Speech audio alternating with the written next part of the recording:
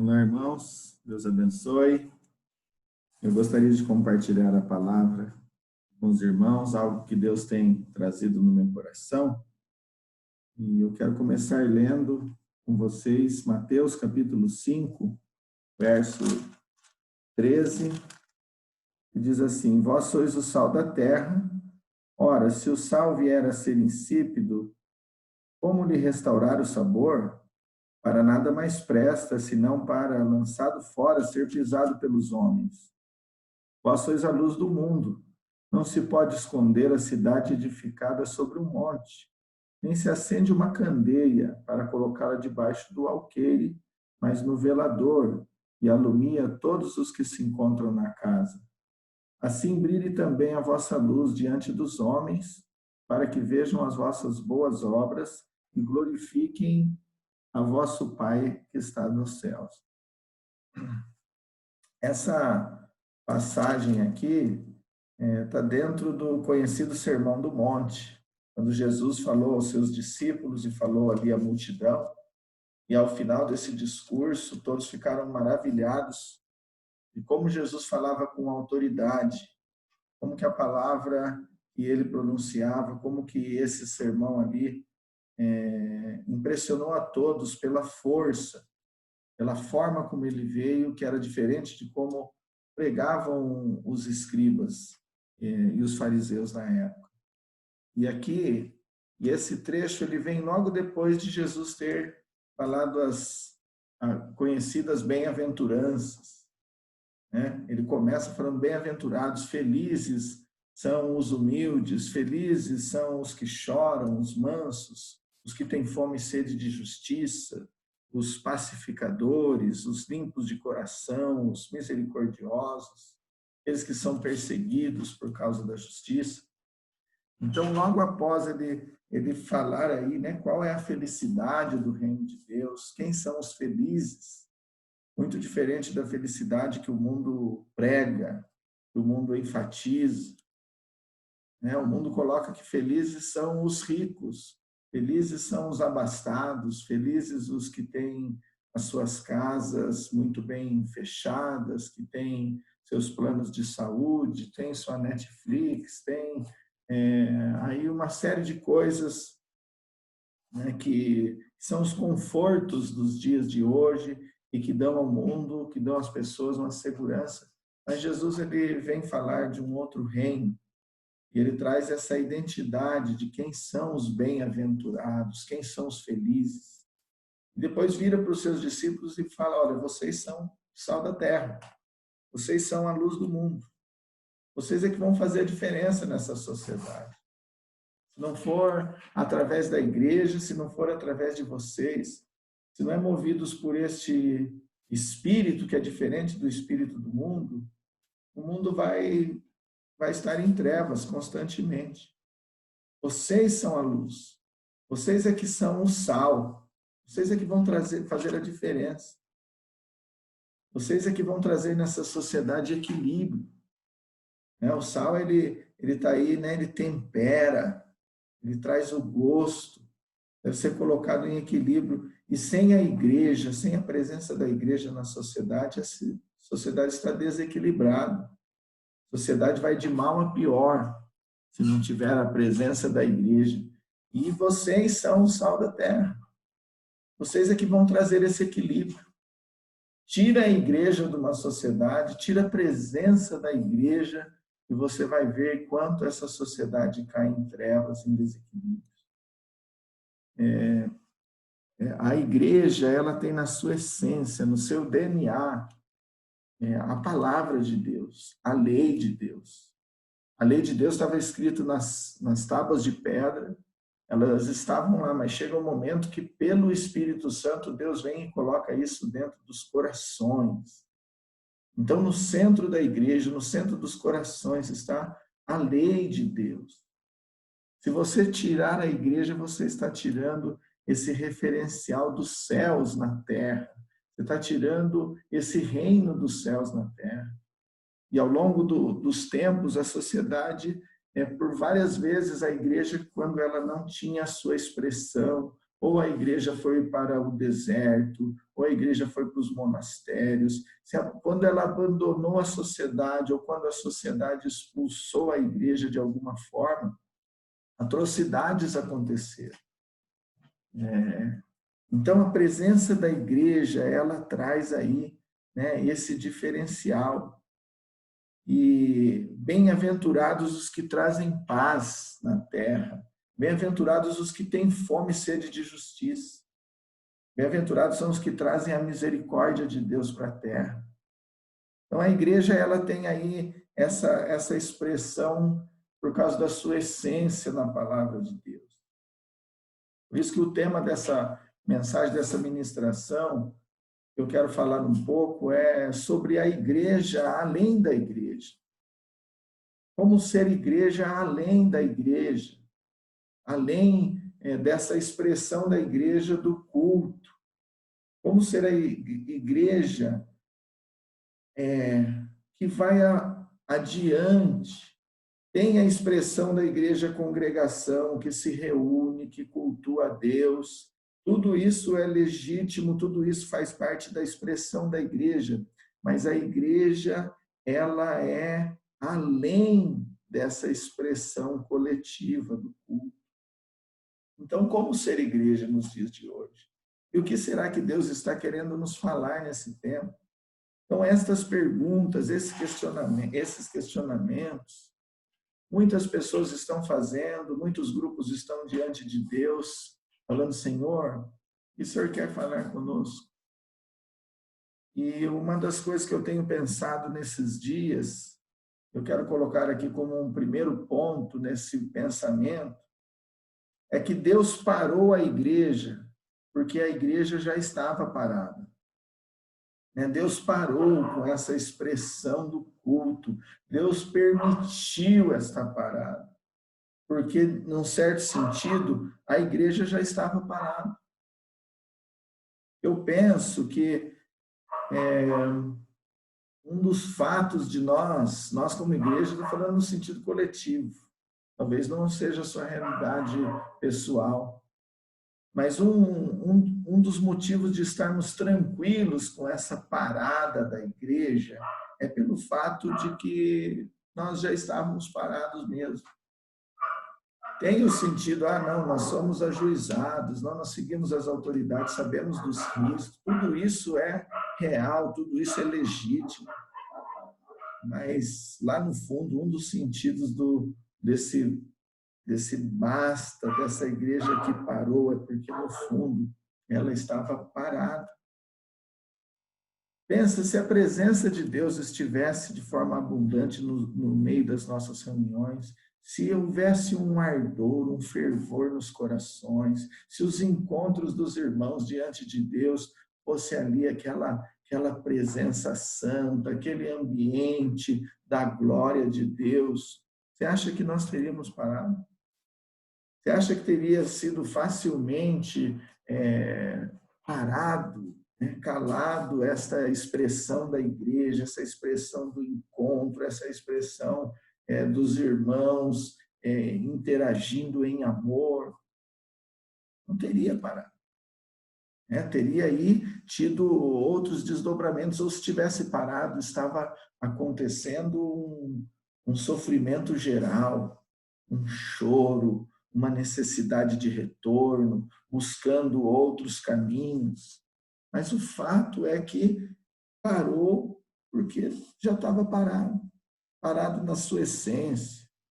O culto, ele ali, essa essência da adoração, essa essência do encontro, a essência dos corações se derramando diante do altar, a essência da piedade cristã, da entrega.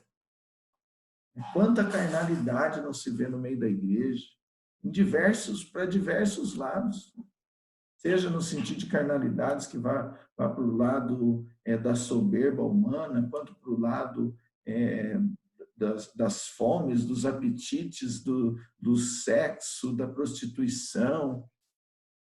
Temos aí carnalidades diversas, a dispersão. Todas estas coisas, elas mostram que a igreja estava parada. A igreja estava parada também no sentido histórico, na sua estrutura, na sua forma, na sua proposta para o mundo. Quando a gente olha para a igreja de Atos, em que ali a igreja caía na graça das pessoas, é porque existia algo vivo, havia uma vida, um dinamismo, não era uma igreja que estava estagnada, onde os irmãos não estivessem se envolvendo no sangue de Cristo, no amor uns para com os outros, dando suas vidas, entregando. Agora, nos dias de hoje, existe uma rotina, existe um comodismo. A igreja está parada nas suas manias, está parada no seu jeito de ser. Desde lá, quando a igreja foi se estruturando, passado a igreja de Atos, foi passando um tempo, depois a igreja ela foi tomando uma estrutura mais sólida. Formou-se aí a igreja conhecida por nós, a Igreja Católica. A Igreja Católica, essa igreja matriz, essa igreja central, depois teve divisões, foi tendo divisões e mais divisões da igreja, mas essa igreja ela é muito estruturada na figura de um bispo, de um homem. Então tinha ali o clero, só o clero podia trazer a palavra, porque também tinha muitas heresias. Então um clero, ali o padre, o papa, o vigário de Cristo, o substituto de Cristo na terra, os homens que têm a autoridade de Deus, que foi dada ali autoridade para esses. Esses eram que traziam a luz, esses eram que pregavam, que eram o sal, que tinham domínio. Então era o clero e do outro lado os leigos, o povo. O povo é aquele que não sabe ler o latim, não entende, não conhece de Bíblia, não tem conhecimento, precisa de instrução, precisa de intermediários, é aquele que precisa das orações. Claro que, até mesmo dentro da Igreja Católica, isso se abriu no Vaticano II, que foi um concílio, a abertura para os leigos, para estarem fazendo diversos tipos de ministração. Não estou falando aqui da Igreja Católica, estou falando no sentido histórico, esta questão de clero e leigo.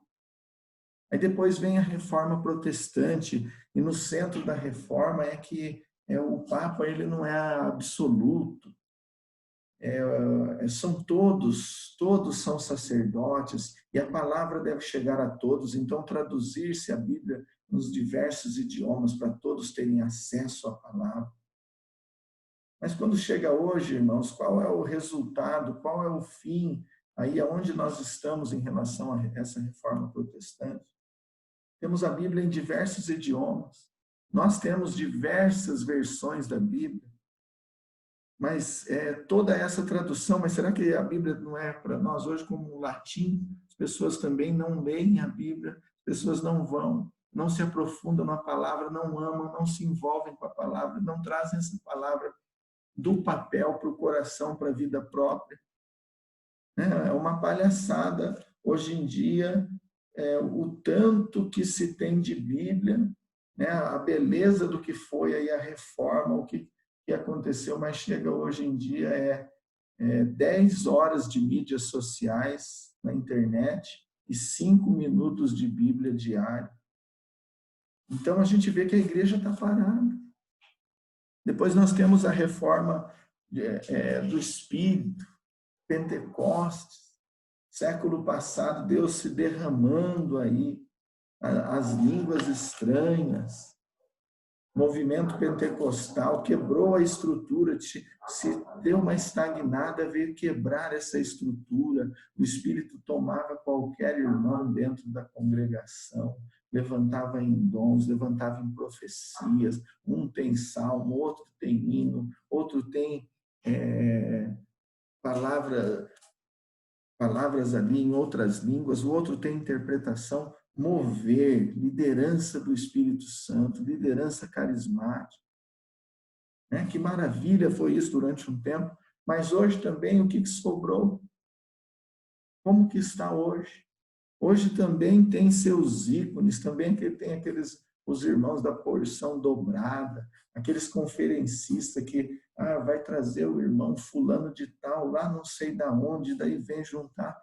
Continua clero e leigo, continua ali, é uma plateia, e aquele que melhor emociona a plateia, aquele que melhor imposta a sua voz, aquele que melhor parece poderoso diante de todos. É o que é o bambambam, bam, bam, é o pai d'égua, é aquele que prega em qualquer lugar, em qualquer momento, aquele que mais sapateia, que mais faz barulho, mas no sentido também está parado. Irmãos, claro que tem homens de Deus, tanto no nosso meio pentecostal, quanto no meio mais tradicional, homens e mulheres de Deus, claro que tem conversão genuína no meio da igreja, tudo isso é verdade, tudo isso acontece, mas num certo sentido existe aí uma estagnação de algo que Deus quer trazer um novo, um renovo. Israel também parou. Eu quero ler uns versículos aqui de Amós, no capítulo 5, a partir do verso 21. Veja como Deus estava olhando para Israel. Veja as palavras, as expressões do Senhor em relação ao seu povo. Sabe, Deus ele instituiu as festas. Deus levou, Deus é que deu a terra que mana leite e mel para o seu povo, ali habitar na sua presença. Instituiu as festas e falou, olha, aquele que não for nas minhas festas pode matar. Né? Tanto que Deus valoriza.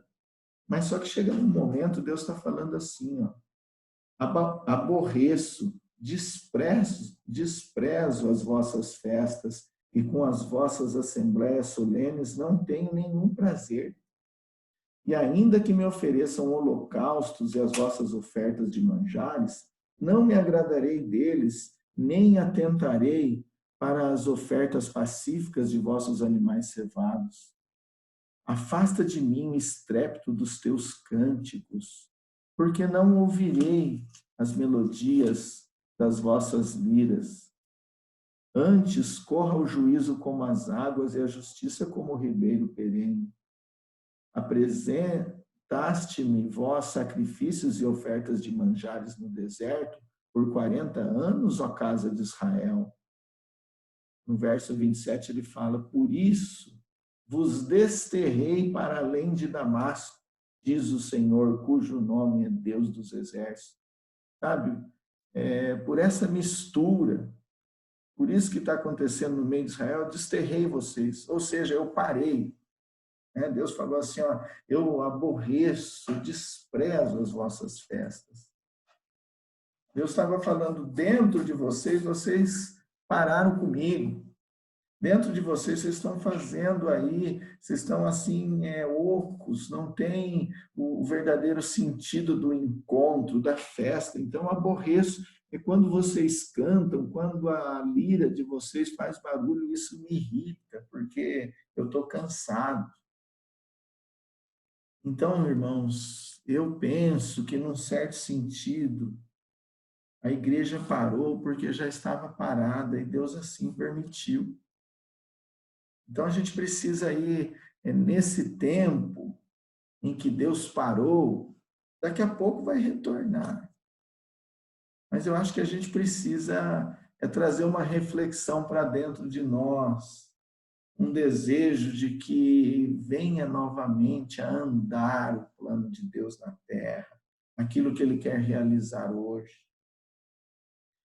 O segundo ponto, que é dentro desse ponto de que Deus parou a igreja porque ela já estava parada, é que muitos de nós continuamos parados, apenas esperando aí o retorno.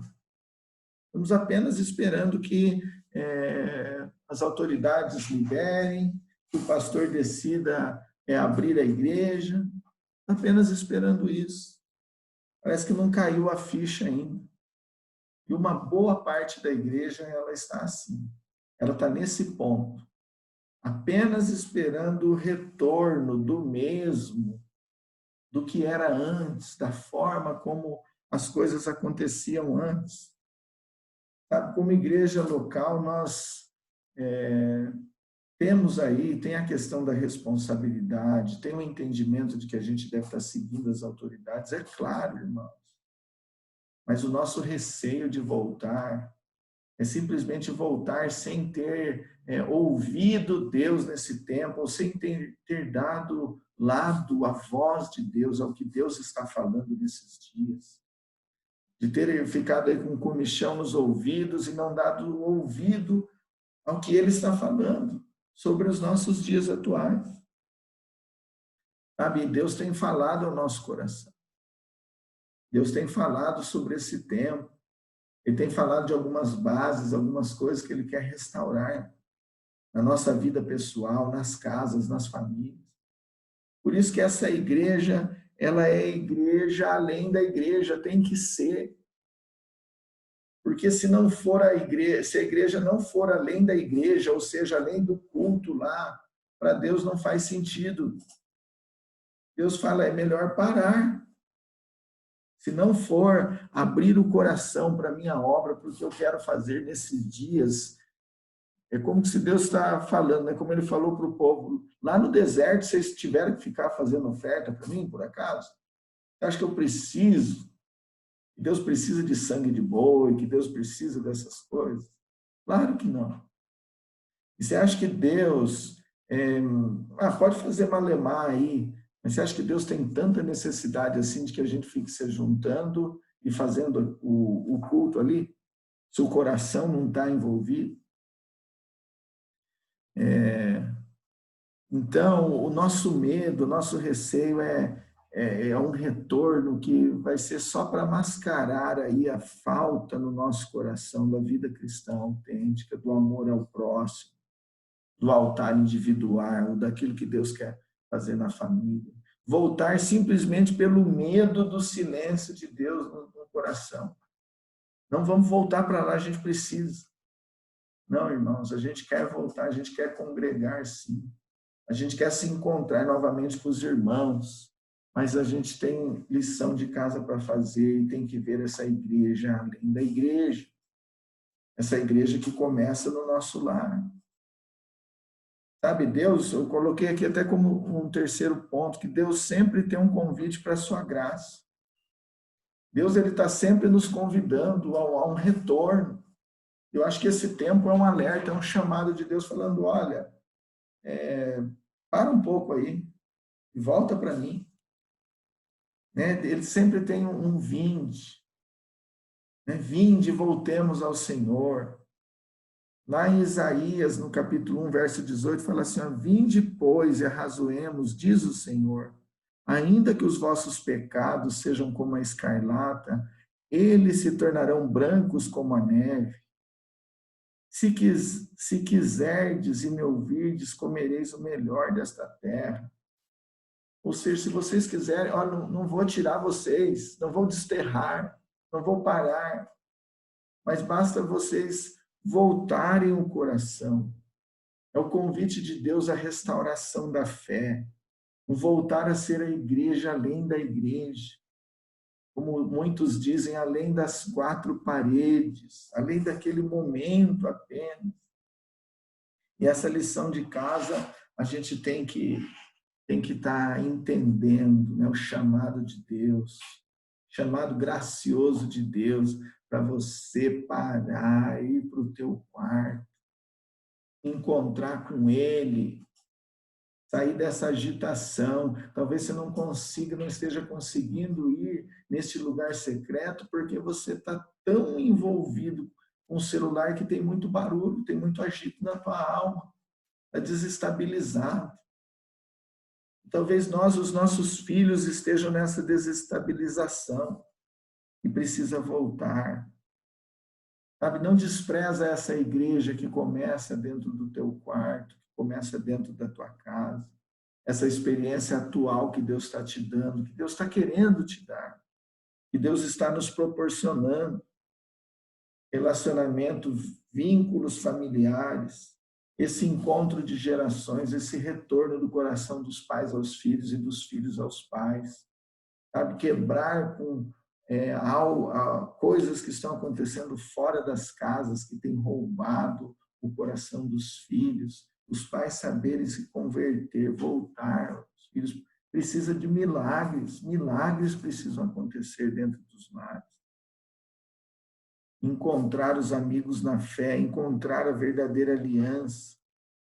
Esse tempo de estreitar os laços, de fortalecer os vínculos, ser a igreja além da igreja.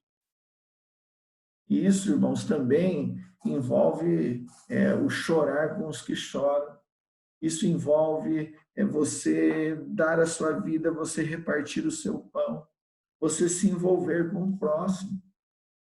Jesus, quando naquela passagem que ele falou do fariseu e do escriba, aqueles homens que eles não pararam, tinha um homem caído na beira do caminho, eles não se envolveram, eles se desviaram.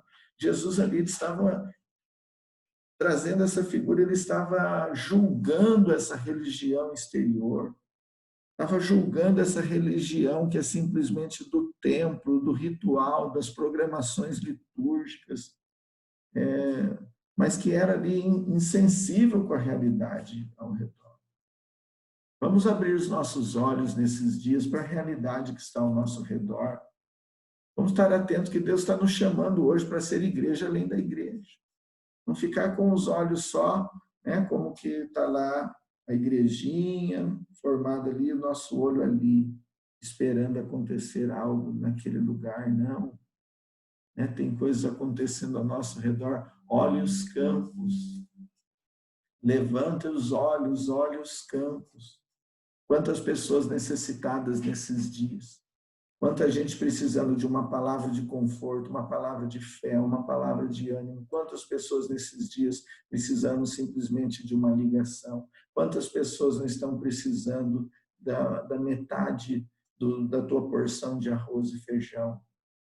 Quantas pessoas não estão precisando das tuas mãos trabalhando para levantar, aí de certa forma, recursos, levantar mantimentos, de sair da sua casa, de levar aquele que está necessitado. Ser a igreja além da igreja. Sabe, Deus, ele não se importou de parar com algumas coisas, assim como Jesus, quando ele estava diante daquela situação, olha que bonito o templo, ele falou, não vai ficar pedra sobre pedra, isso aí pode parar porque já parou no coração de Israel, então pode parar, pode derrubar, sabe? E em Mateus aqui 5,16 fala assim, brilhe também a vossa luz diante dos homens, para que vejam as vossas boas obras e glorifiquem o vosso Pai que está no céu. Existe uma necessidade urgente hoje, as pessoas estão querendo ver também essa verdadeira comunhão, esse verdadeiro encontro dos irmãos. 1 João 3,16 fala assim, nisso conhecemos o amor, que devemos dar a nossa vida pelos irmãos. Ora, aquele que possui recursos deste mundo e ver seu irmão padecer necessidade e fechar-lhe o seu coração, como pode permanecer nele o amor de Deus?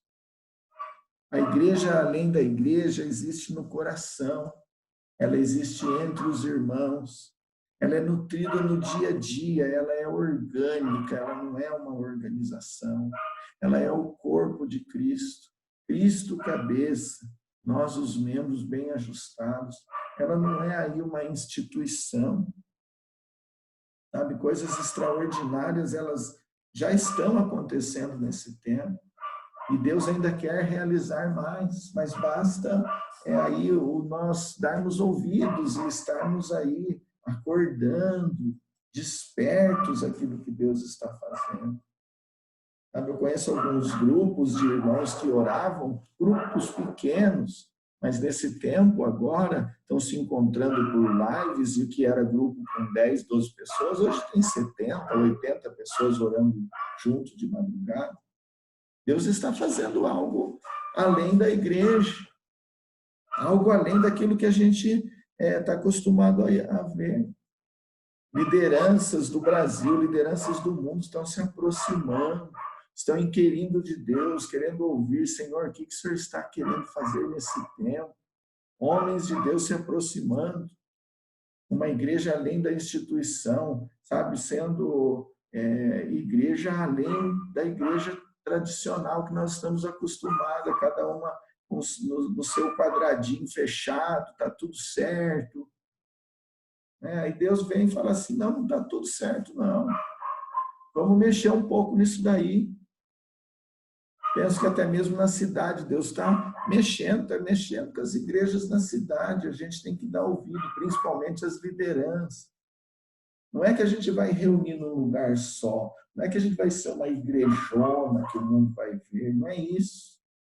Mas as lideranças da igreja da cidade, de forma quebrantada, se aproximando e abrindo o coração para aquilo que Deus quer fazer na cidade, para a obra de Deus, sabe, de quebrantamento. Não dá para continuar uma estrutura, essa estrutura humana, né? O clero, o leigo, na igreja católica o papa, na igreja protestante um monte de papinha para todo lado. Não é isso. A gente tem que abrir o coração aí para essa nova expressão. Eu oro nesses dias para que surja, para que brilhe a igreja, além da igreja nessa cidade, sem nome, sem estrela própria, sem marcas de Babilônia, né? Sem aí as personalidades, mas ainda tem muito em nós de querer brilhar a nossa luz, a nossa marca. Tem muito em nós de ainda querer estar com o rosto estampado no outdoor, né? Nossa grande conferência, nosso grande ajuntamento. Não, nós somos do grupo tal. Aquele grupo lá, ele não é muito legal, mas o nosso grupo é legal. Que isso? Que coisa estranha é essa? Mas não é expressão da igreja. Mas Deus quer quebrantar-nos nesse tempo. Quebrantar-nos ao amor, quebrantar-nos a realidade do que é a igreja. Não é A, não é B, é a igreja de Jesus. Para quando cantarmos Rude Cruz, nós nos encontrarmos no sangue de Jesus. Nós cantamos Rude Cruz, mas não tem a expressão da cruz de Cristo em nós. Como igreja, nós vamos voltar a congregar e temos também que voltar com o nosso coração. Algo que tem a acontecer aí em nós é esse retorno no nosso coração, assim como Israel, que foi desterrado. Quando eles voltaram para Jerusalém, Deus ali despertou no espírito homens, voltando para edificar os muros da cidade, para edificar a cidade, para edificar o templo. E nós devemos, nesse tempo, estar orando, falando, Jesus, desperta o meu espírito para voltar nesses dias. Voltar de forma integral para Cristo, voltar de forma integral para a obra, para o reino de Deus. Não é simplesmente eu voltar ali a congregar, irmãos. Desejo voltar a estar lá, mas eu temo que a gente volte só a carcaça e não volte firmes no nosso coração.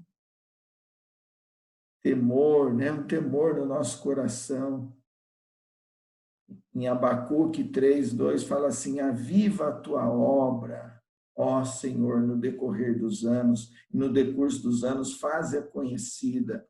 Aviva, Senhor, aviva a tua obra no meio de nós. E as nossas casas, nesses dias, elas estejam sendo o lugar onde está sendo fomentado essa igreja além da igreja. E nesse mundo, lá no lugar do teu trabalho, por onde você tem passado, esteja sendo lugares onde a expressão dessa luz do mundo esteja acontecendo, esteja brilhando. Vamos estar atentos, irmãos, à necessidade. Tem uma grande colheita aí fora sendo preparada para esses dias, mas o nosso coração tem que estar disposto, tá? Disposto a sangrar, disposto nesse sentido aí a sentir as dores do mundo, a interpretar as coisas com o coração, a ver as necessidades, e não estar simplesmente dentro de casa, pegando a cobertinha, virando de lado, estou esperando aí o vendaval passar, esperando as coisas mudarem. Não. É tempo da gente ser igreja além da igreja, de ver aonde a igreja deve estar nesse momento, aonde Jesus estaria nesse momento, o que Jesus estaria fazendo. Eu quero estar com Ele, eu quero estar contribuindo com a obra do Senhor, eu quero estar brilhando a luz de Cristo nessa terra. Não quero estar fazendo propaganda própria, não. O próprio discurso de Mateus 6 fala, olha, né, se for dar esmola aí, ó, não deixa que tua mão direita, a esquerda veja o que a direita está fazendo. Não, não é isso. Mas tem uma obra que começa no coração e que, como a palavra de Deus fala, né, para que o mundo veja as vossas boas obras e glorifique ao Pai que está nos céus, que a gente possa ser aí essas pessoas cheias desse coração e que a gente venha descobrir novamente o sentido de congregar, de estar junto. Intensifique agora, neste pouco tempo que falta para retornar, que intensifique em nós um desejo ardente de que também o nosso coração esteja voltando e que a gente esteja agradando ao Pai, esteja debaixo do temor do Senhor nesses dias. Deus abençoe, irmãos. Tenha a paz de Cristo no teu coração, que você possa estar aí abençoando a tua casa, a tua família, abençoando pessoas que estão perto, que os teus olhos estejam atentos ao que está acontecendo ao redor. Em nome de Jesus, paz do Senhor.